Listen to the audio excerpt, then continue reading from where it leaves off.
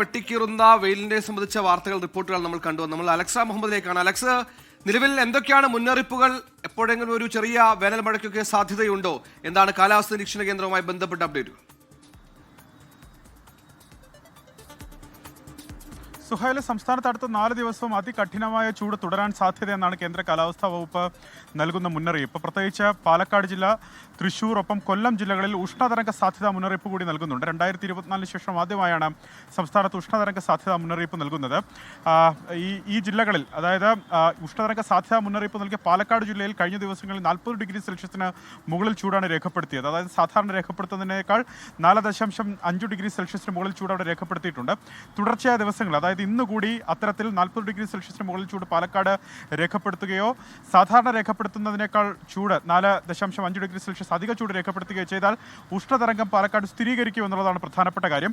ഒപ്പം കൊല്ലം, തൃശൂർ ജില്ലകളിലും ഉഷ്ണതരംഗ മുന്നറിയിപ്പ് നൽകുന്നുണ്ട് കേന്ദ്ര കാലാവസ്ഥാ വകുപ്പ്. കർശനമായ ജാഗ്രത പാലിക്കണം. ഇടുക്കി, വയനാട് ഒഴികെയുള്ള ബാക്കി എല്ലാ ജില്ലകളിലും സമാനമായി തന്നെ ചൂട് കൂടും, അതായത് ഉയർന്ന താപനില കൂടും എന്നുള്ള മുന്നറിയിപ്പാണ് കേന്ദ്ര കാലാവസ്ഥാ വകുപ്പ് നൽകുന്നത്. 3 മുതൽ 5 ഡിഗ്രി സെൽഷ്യസ് വരെ താപനില വർദ്ധിക്കാൻ സാധ്യതയുണ്ടെന്നുള്ള മുന്നറിയിപ്പ് കേന്ദ്ര കാലാവസ്ഥാ വകുപ്പ് നൽകുന്നുണ്ട്. പാലക്കാട് ഇന്നും നാളെയും ഉയർന്ന താപനില 41 ഡിഗ്രി സെൽഷ്യസ് വരെയും, കൊല്ലം, തൃശൂർ ജില്ലകളിൽ ഉയർന്ന താപനില 40 ഡിഗ്രി സെൽഷ്യസ് വരെയും, കോട്ടയം, പത്തനംതിട്ട, എറണാകുളം, കോഴിക്കോട് ജില്ലകളിൽ 38 ഡിഗ്രി സെൽഷ്യസ് വരെയും, ആലപ്പുഴ, മലപ്പുറം, കണ്ണൂർ, കാസർഗോഡ് ജില്ലകളിൽ 37 ഡിഗ്രി സെൽഷ്യസ് വരെയും, തിരുവനന്തപുരത്ത് 36 ഡിഗ്രി സെൽഷ്യസ് വരെയും താപനില വർദ്ധിക്കാൻ സാധ്യതയുണ്ടെന്നുള്ളതാണ് മുന്നറിയിപ്പ്. സംസ്ഥാന ദുരന്ത നിവാരണ അതോറിറ്റി പുറപ്പെടുവിച്ചിട്ടുള്ള ജാഗ്രതാ മുന്നറിയിപ്പുകൾ പാലിക്കണം പൊതുജനങ്ങൾ എന്നുള്ളതാണ് ഏറ്റവും പ്രധാനപ്പെട്ട കാര്യം. അതായത് പകൽ സമയം നേരിട്ട് സൂര്യപ്രകാശം ശരീരത്തിൽ ഏൽക്കുന്നത് പരമാവധി ഒഴിവാക്കണം എന്നുള്ളതാണ് ഏറ്റവും പ്രധാനപ്പെട്ട മുന്നറിയിപ്പായി പറയുന്നത്. നിർജ്ജലീകരണം ഒഴിവാക്കുന്നതിന് വേണ്ടി ധാരാളം ജലം കുടിക്കണം. അത് ദാഹമില്ലെങ്കിൽ പോലും ഇടയ്ക്കിടയ്ക്ക് ധാരാളം ശുദ്ധജലം കുടിക്കണം എന്നുള്ള മുന്നറിയിപ്പ് നൽകുന്നുണ്ട്. ഒപ്പം ഈ ഉയർന്ന ചൂട്, സൂര്യാഘാതം, സൂര്യാതപം പോലുള്ള ആരോഗ്യ പ്രശ്നങ്ങൾക്ക് കാരണമാകും. അതിനാൽ ജാഗ്രത പാലിക്കണമെന്ന് ദുരന്ത നിവാരണ അതോറിറ്റി അറിയിക്കുന്നുണ്ട്. മറ്റൊരു പ്രധാനപ്പെട്ട കാര്യം, മുതിർന്നവർ, ഒപ്പം കിടപ്പ് രോഗികൾ, സ്ത്രീകൾ, ഗർഭിണികൾ, ഒപ്പം കുട്ടികൾ, ഇവരൊക്കെ പ്രത്യേക ജാഗ്രത ഈ ഉയർന്ന ചൂടിൻ്റെ പശ്ചാത്തലത്തിൽ എടുക്കണമെന്നുള്ളതാണ് സംസ്ഥാന ദുരന്ത നിവാരണ അതോറിറ്റി അറിയിക്കുന്നത്. എന്താണെങ്കിലും ജാഗ്രത ഈ സമയം പുലർത്തണം. അതുമാത്രമല്ല, തീപിടുത്തത്തിനുള്ള സാധ്യത, അതായത് ചൂട് കൂടി നിൽക്കുന്നതിൽ പലയിടങ്ങളും ഡ്രൈ ആയി കിടക്കുക, അതായത് ഉണങ്ങി വരണ്ട അവസ്ഥയിൽ കിടക്കാനുള്ള സാധ്യതയുണ്ട്. പ്രത്യേകിച്ച് മാർക്കറ്റിനോട് ചേർന്ന പ്രദേശങ്ങൾ, ഒപ്പം വനത്തിനോട് ചേർന്ന പ്രദേശങ്ങളിലൊക്കെ അത്തരത്തിൽ ചൂട് കൂടി തീപിടുത്തത്തിനുള്ള സാധ്യത നിലനിൽക്കുന്നുണ്ട്. അതിനാൽ അതിൽ ജാഗ്രത പാലിക്കണം.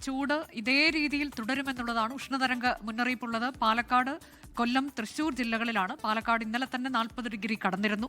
അപ്പോൾ ചൂട് ഇനിയും ഉയരാനുള്ള സാധ്യതയുണ്ട്. കൃത്യമായി തന്നെ ഈ ജാഗ്രതാ നിർദ്ദേശങ്ങൾ ജനങ്ങൾ പാലിക്കണം. നേരിട്ട് സൂര്യപ്രകാശം ഏൽക്കുന്നത് അത് ഒഴിവാക്കുക. കൂടാതെ 11 മുതൽ 3 മണി വരെ സൂര്യപ്രകാശം ഏൽക്കാതിരിക്കുക. അങ്ങനെ ധാരാളം വെള്ളം കുടിക്കുക.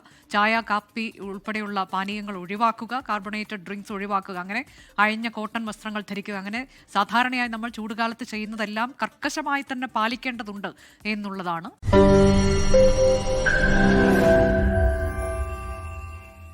ലോകത്തെവിടെയായാലും ഏത് സമയത്തും 24 വാർത്തകളും ഓഗ്മെന്റഡ് റിയാലിറ്റി പാക്കേജുകളും എക്സ്പ്ലെയിനറുകളും വിശദമായി കാണാൻ ഞങ്ങളുടെ യൂട്യൂബ് ചാനൽ നിങ്ങൾക്ക് സബ്സ്ക്രൈബ് ചെയ്യാം.